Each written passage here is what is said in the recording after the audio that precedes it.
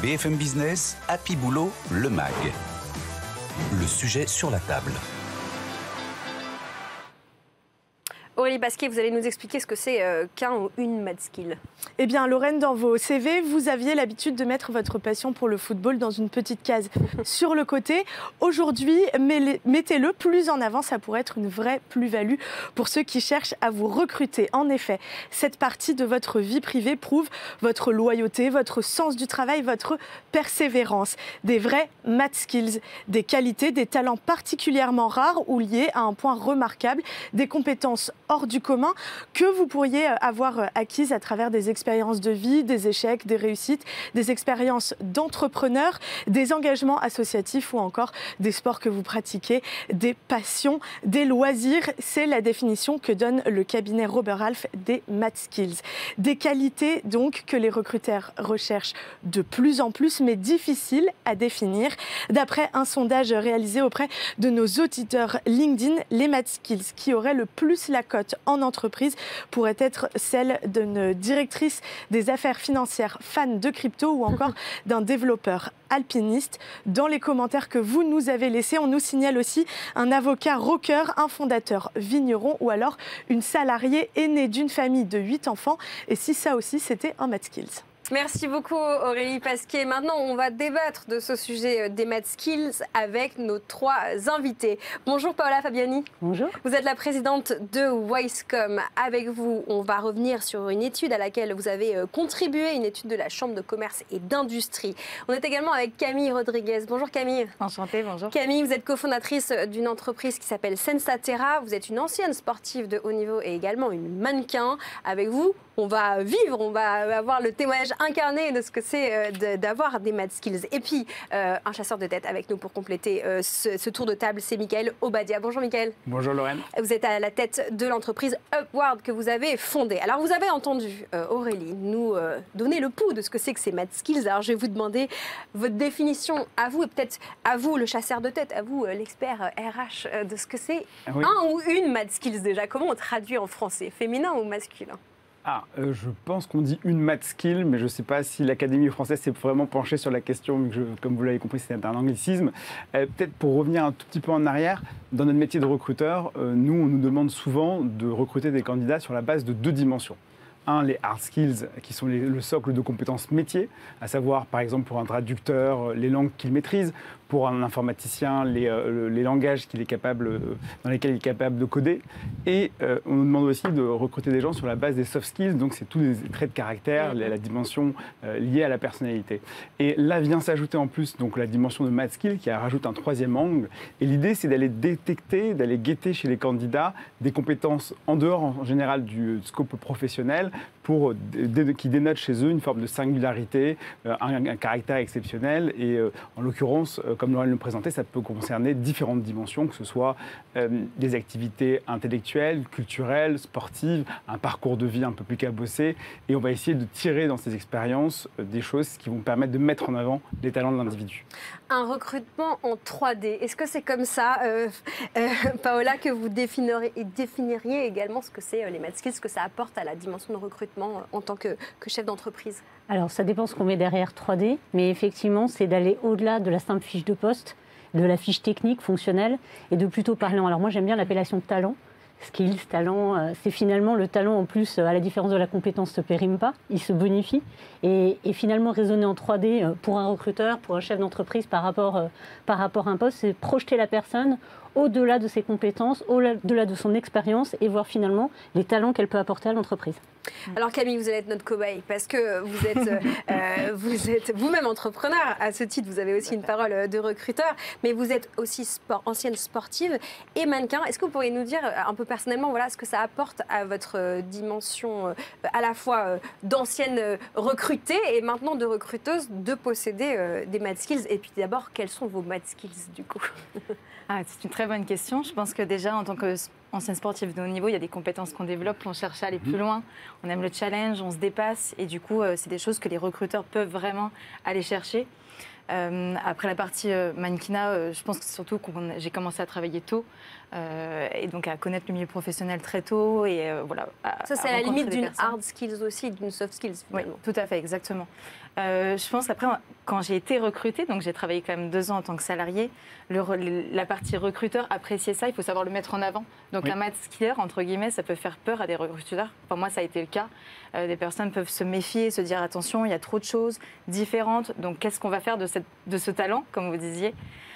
Par contre, quand on sait le mettre en avant, que ce soit dans le CV, mais lors de l'entretien, c'est des choses qui peuvent nous permettre d'exceller et du coup, du sortir du lot, je dirais. En tout cas, ça a été, moi, mon feedback en entretien. Et après, en tant que recruteur, je m'en sers beaucoup aujourd'hui. Je ne cherche pas que des personnes qui ont des math skills. Je regarde d'abord les soft skills, un petit peu les hard skills, dans les compétences. Mais les math skills, c'est vrai que quand les personnes en ont, je vais les valoriser. Je vais me dire, tiens, cette personne, elle peut m'apporter ça et je peux lui apporter ça. Et du coup, qu'est-ce qu'on peut faire ensemble? Et puis après, on voit.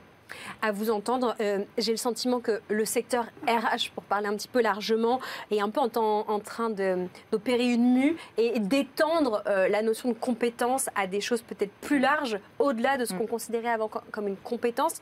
Est-ce que vous êtes d'accord avec ce que je ressens, Mickaël? Oui, je suis tout à fait d'accord avec cette analyse. Je pense que c'est le marché de l'emploi ces dernières années qui était tellement tendu que finalement tout le monde a été obligé de sortir un peu des sentiers battus et de se dire ok, dans quelle mesure j'ai peut-être non pas seulement coché des cases sur un parcours professionnel, un parcours académique, mais plutôt aller regarder tout ce qui peut faire la richesse d'un individu et s'ouvrir un petit peu les horizons. Donc effectivement, on assiste à une vraie ouverture culturelle aujourd'hui en matière de recrutement chez nos clients. Alors évidemment, les clients vont toujours, quand même, les entreprises vont chercher à valider un premier socle de compétences. Et toutes ces math skills, tout ce qui se rapporte aux soft skills, ça va plutôt être une lecture complémentaire de l'individu, mais qu'on va être capable de mettre en avant. Et ça va permettre aussi, parfois, de faire la différence par rapport non seulement à des candidats qui présentent les meilleurs parcours professionnels, mais aussi par rapport à des candidats qui n'auraient peut-être pas eu la chance d'être pris en interview. Et nous, notre rôle de recruteur, ça va être de pousser en identifiant ces math skills.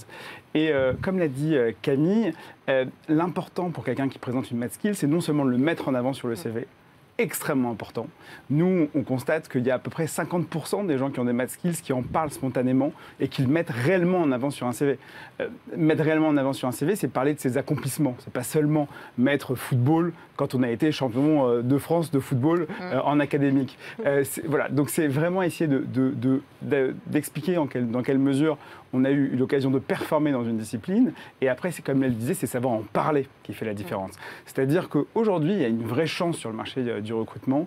C'est qu'auparavant, les loisirs et les centres d'intérêt étaient un peu codifiés.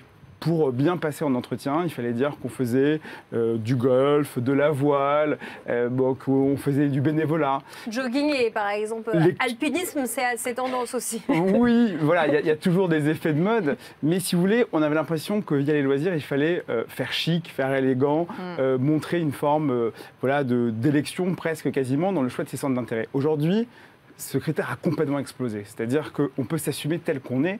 Et ce mouvement, justement, et ce concept de math skills a permis à chacun de s'assumer.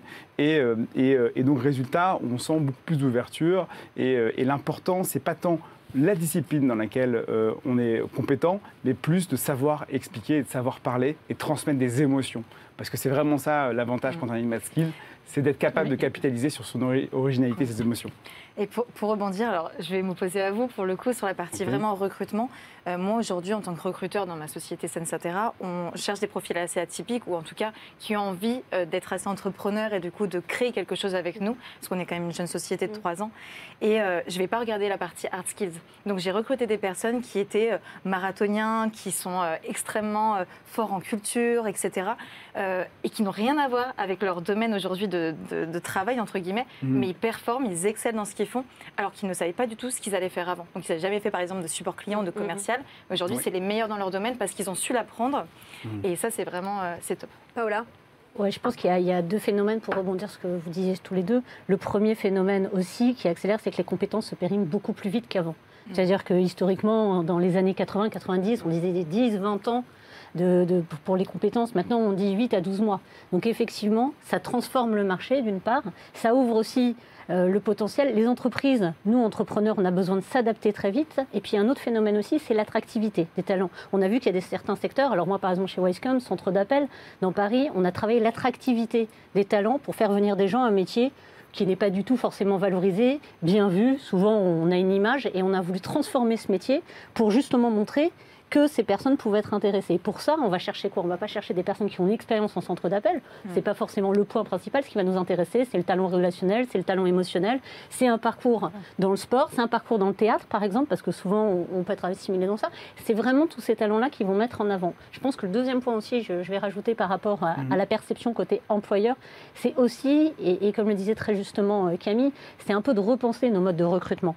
On a un peu tendance, et c'est un peu le cas de l'étude qui a été faite par la CCI autour des profils atypiques, c'est qu'on voit qu'il y a une transformation des entreprises, si elles veulent attirer ces talents, parce qu'on a parlé des fameux métiers en tension, etc., si elles veulent les attirer, il faut repenser son recrutement, repenser sa façon de communiquer, de formuler son annonce, peut-être ne plus parler uniquement de la fiche de poste, mais du bénéfice pour le candidat, peut-être finalement changer le mindset du recruteur, voire même de l'entrepreneur, pour lancer, en fait, finalement, impulser cette gouvernance qui est peut-être un peu différente. Sur changer le processus de recrutement, je partage avec vous un témoignage de Johan qui m'a écrit sur LinkedIn. Il est responsable recrutement, il est basé en Aquitaine et il m'écrit « Concernant les math skills, lors de mes échanges avec les candidats, je vais chercher le talent caché derrière l'expérience souvent anodine d'un parcours, mais qui peut en dire long sur une personnalité. Je creuse aussi les trous dans les CV, car un trou dans un CV, c'est bien souvent une expérience vécue. » Vous laissiez des trous dans votre CV, Camille ? Alors non, moi j'ai toujours... Non, parce que tout simplement j'étais fière de ce que je faisais, que ce soit j'ai fait le tour du monde, j'ai créé ma première société à 20 ans dans le monde de la nuit, c'est assez atypique et ça c'est quelque chose dont j'étais fière, donc je mettais en avant.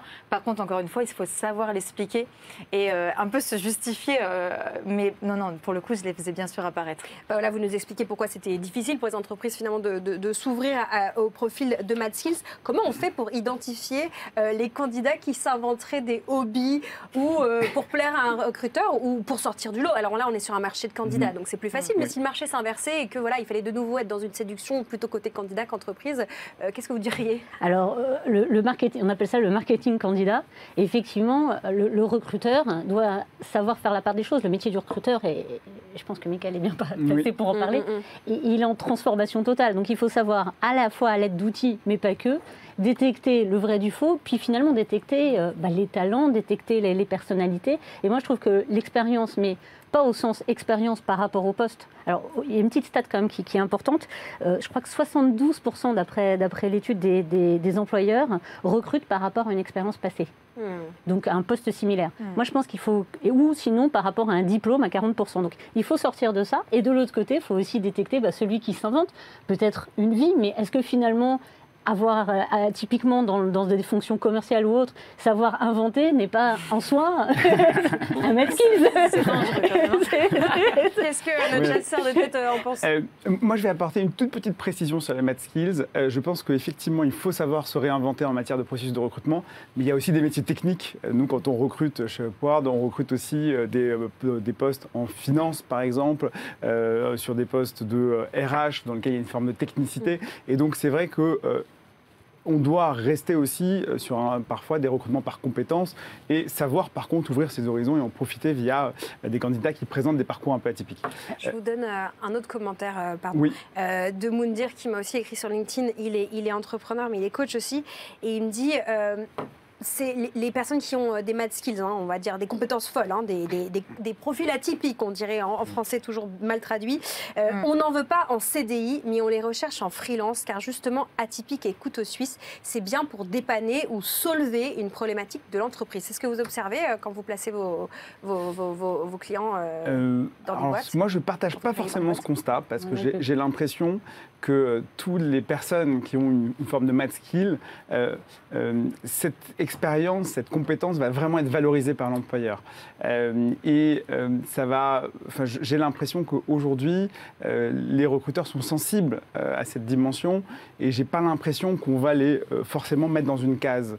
Et d'ailleurs, c'est ce qui a un peu évolué, moi, je pense, sur le marché de l'emploi ces dernières années. C'est qu'on est capable d'intégrer ces profils-là en entreprise, c'est qu'on est capable aussi d'essayer de capitaliser sur leurs compétences et sur ce qui fait, encore une fois, leur singularité. Et puis, pense que si on tout à fait en phase, et je pense que si on veut s'adapter, parce que tout bouge énormément. Je veux dire, on a vu l'enjeu de l'intelligence artificielle, l'enjeu environnemental, social, sociétal, et toutes les crises qu'on vient de traverser et qu'on traverse encore, malheureusement. Concrètement, je pense que le propre d'un entrepreneur et d'une entreprise, c'est de s'adapter. Et on a besoin de personnes adaptables pour ça. Donc, si on reste trop dans ces cases, finalement, on ne va pas avoir cette source d'innovation. Donc, il faut un mix. En fait, moi, je prends de la complémentarité. C'est-à-dire qu'il ne faut pas uniquement que des math skills ou des profils atypiques, mais il faut une complémentarité dans l'ensemble, dans l'entreprise, pour qu'elles innovent et qu'elles travaillent ensemble. Un nouveau logiciel de pensée. Pour rebondir sur le commentaire, je ne suis pas d'accord du tout. Vous êtes d'accord avec Non, mais c'est vrai que par exemple, en tant que salarié, je pense qu'au contraire, ils appréciaient le côté atypique, c'est pas forcément le mot, mais le côté couteau suisse, aller plus loin, sortir un petit peu du cadre. Donc non, je pense que c'était plutôt des bons retours. Et aujourd'hui, à l'inverse, moi qui ai du coup ma start-up, on a lancé un département B2B, donc il y a un an dans le café. Et aujourd'hui, moi je cherche et je le mets dans mes annonces, par exemple, je recrute en CDI un business développeur et je mets entre parenthèses intrapreneur. Parce que c'est important pour moi que la personne m'accompagne sur cette création, qu'il dépasse, qu'il aille plus loin, qu'il crée des choses. Et du coup, quelqu'un qui est vraiment juste salarié ne va pas me suffire. Donc moi, j'indique un profil intrapreneur. Il faut qu'on conclue ce débat qui mériterait beaucoup plus de temps, mais j'aimerais vous demander du coup peut-être le profil le plus atypique que vous avez croisé dans votre vie de recruteur ou d'entrepreneur. Paola, peut-être pour démarrer. J'ai deux profils. Le premier, c'est ma DRH, c'est ma première salariée, qui maintenant gère 200 salariés. Elle n'a jamais fait d'études DRH. Par contre, elle a mis au monde 3 enfants, elle a élevé 3 enfants dans la société et elle est incroyable dans sa gestion des RH. Et je trouve que c'est un très bon exemple parce que voilà. Le deuxième, rapidement, j'ai une téléconseillère qui est agricultrice et qui, en fait, en complément, parce que les horaires d'agriculteurs le permettent, travaille pour nous en service client. Elle s'éclate en service client et elle le dit elle-même, elle l'a témoigné. Et elle a découvert finalement un vrai talent de communication et autres. Et je trouve que voilà, c'est aussi ça pour moi le profil atypique. On la salue. Chez vous, Mickaël, de votre point de vue? Oui, alors moi j'ai vu beaucoup de candidats, parce qu'on fait à peu près 400 recrutements par an chez Upward et on rencontre 5000 candidats chaque année. Moi, un souvenir qui m'a particulièrement marqué, c'est que j'arrivais une fois en entretien et je voyais un candidat qui m'attendait en train de lire. Et dès que je suis arrivé, il a commencé à ranger l'ouvrage qu'il était en train de feuilleter. Et j'ai remarqué que l'ouvrage avait l'air un peu spécifique et je lui demande, mais alors qu'est-ce que vous faites? C'est quoi ce que vous êtes en train de lire? Et il me dit, c'est un ouvrage de poésie russe. Et alors j'avais vu effectivement que sur son CV, il mettait qu'il avait été amateur de littérature russe. Et là, il ouvre l'ouvrage qui était écrit en russe et il lisait un livre de recueil de poèmes en russe. Et je lui dis, mais vous avez étudié le russe à l'école? Il me fait, ah non, pas du tout, mais j'aime bien les langues en général, etc. Et je me suis rendu compte en croisant cette personne qu'elle avait des capacités d'apprentissage hors normes. Et évidemment, j'en ai parlé à des clients qui recherchaient des gens qui avaient vraiment des facultés intellectuelles supérieures sur le marché. Et grâce à ça, j'ai pu le mettre en relation avec son futur employeur, alors qu'il n'y avait pas forcément un parcours qui le prédestinait à ce type d'emploi. Mais quand même un peu un profil HPI. Camille, le mot de la fin. Et je salue mon équipe au passage, parce que toute mon équipe est remplie de math skillers, je dirais. Non, j'ai une personne de 60 ans qui a fait plus de 5 marathons et qui a changé plus de 10 fois d'emploi et qui aujourd'hui est commerciale et excelle dedans. Et une autre personne qui est ancien historien, qui parle 4 langues et qui gère mon service client également et qui excelle également. Donc voilà pour les profils atypiques. Voilà, on espère ne pas pousser trop loin le champ traditionnel des compétences attendues en entreprise. Mais c'était un débat très intéressant. Merci beaucoup à tous les trois. Merci à vous, Paola Fabiani, présidente de Wisecom, aussi élue à la CCI de la région Île-de-France. Je vous renvoie à cette étude de la CCI. Et si vous recrutiez un profil atypique, merci beaucoup Camille Rodriguez, cofondatrice de Sensatera et puis ancienne sportive et mannequin. Et puis merci à vous, Mickaël Obadia, chasseur de tête et fondateur d'Upward.